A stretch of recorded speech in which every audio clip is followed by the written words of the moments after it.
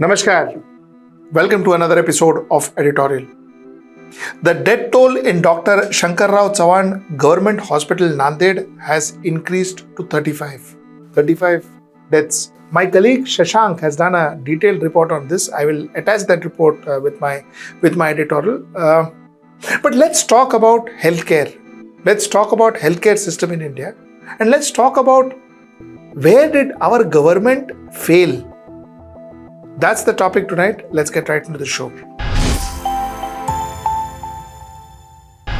Now, the medical education minister, Hasan Mushrif, visited the hospital and he said that, listen, the problem is because there were lack of doctors. He accepted it. He accepted that there were lack of doctors. He also said that immediately we are going to get doctors on contract to work in these hospitals till such time that we bridge the gap, till such time that we fill the vacancies. Now, the question is, why were these vacancies there? The question is, were we bothered about this till such time that such an incident happened? Administration is about checks and balances. Administration is about ticking the boxes so that a standard operating procedure is maintained. Administration is not waiting for a calamity to happen and then correct it. That is not administration.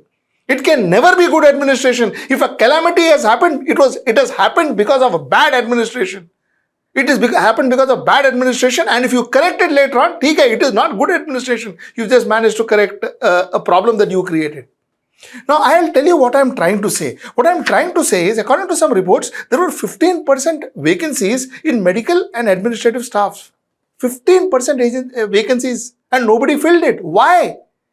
Why? According to WHO says that it is mandated that the doctor to people ratio should be 1:1,000. One doctor for 1,000 patients. Now, in Maharashtra currently, we've got 0.84 doctors is to 1,000 patients. Now, one may look at it and one may say that, listen, okay, it's not that bad. One tha, 0.84 hai.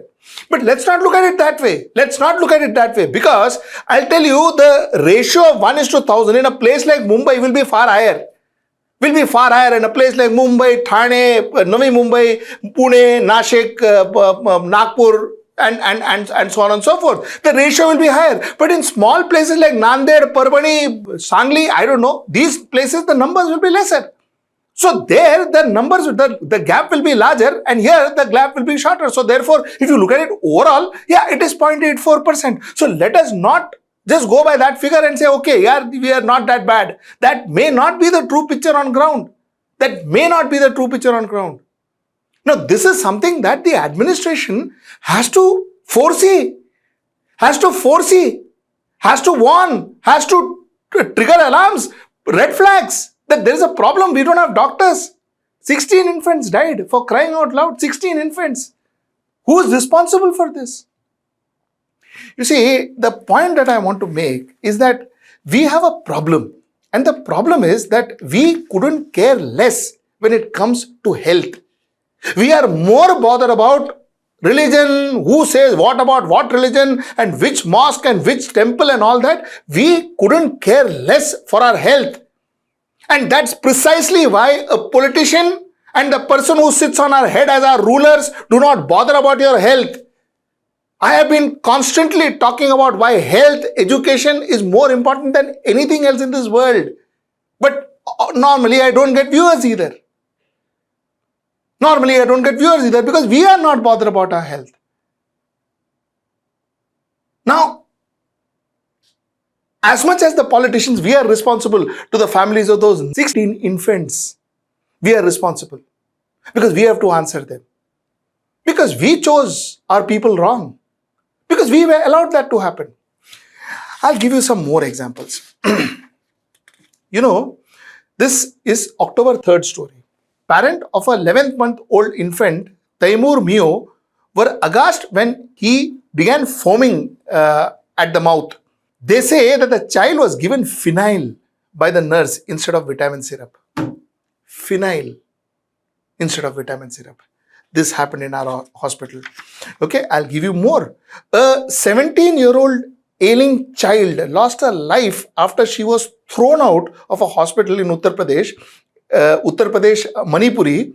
Her family members have alleged that the hospital had administered a wrong treatment to the ailing girl and the staff brought her out after her health deteriorated. So wrong treatment given to this kid, when her health deteriorated, she was thrown out of the hospital. Nothing happens.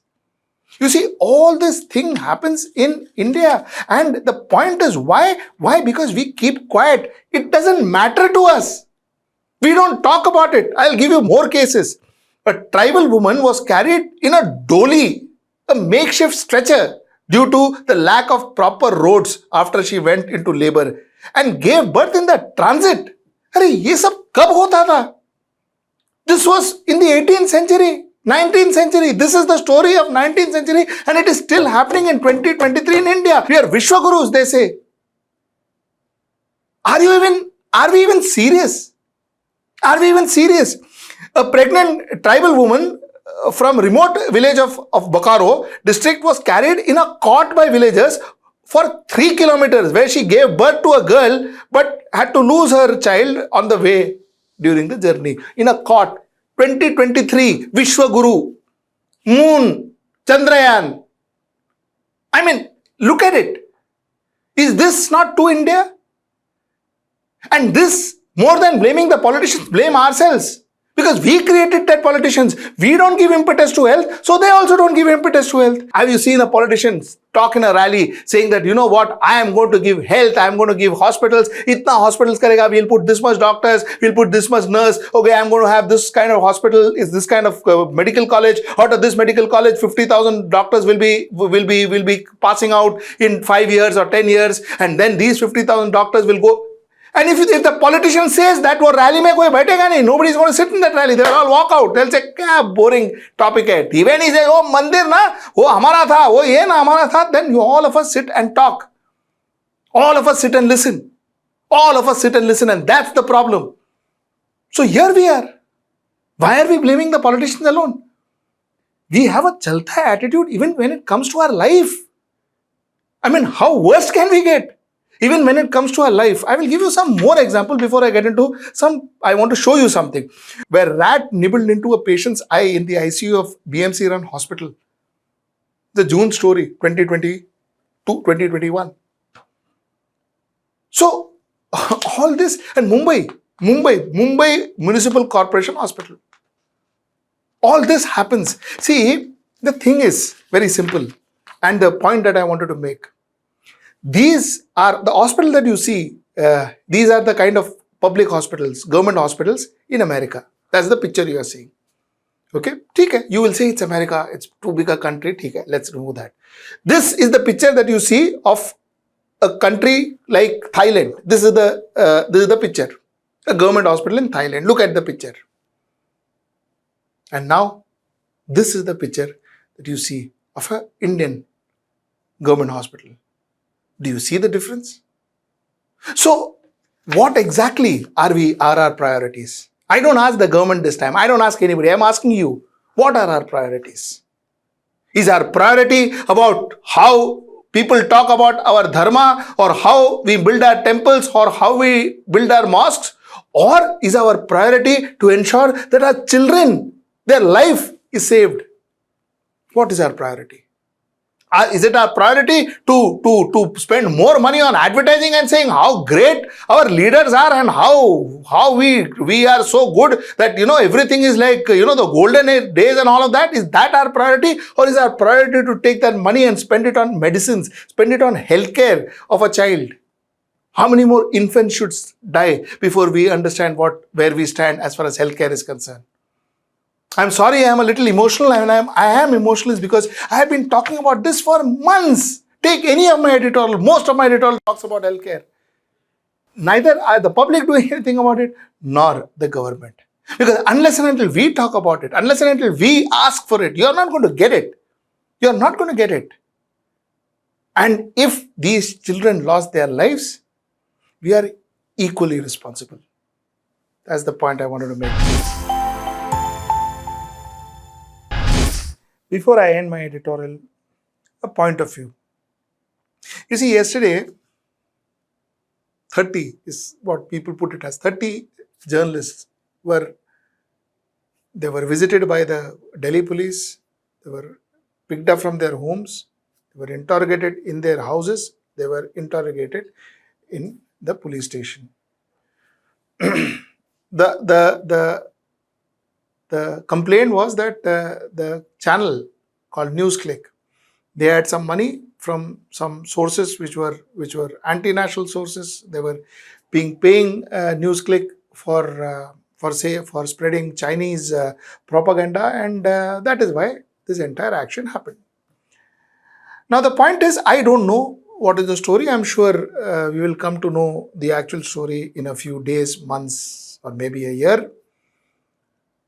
But what I wonder is, what does a consultant journalist, a journalist who does one show in that channel, what does he or she got to do with this channel's funding?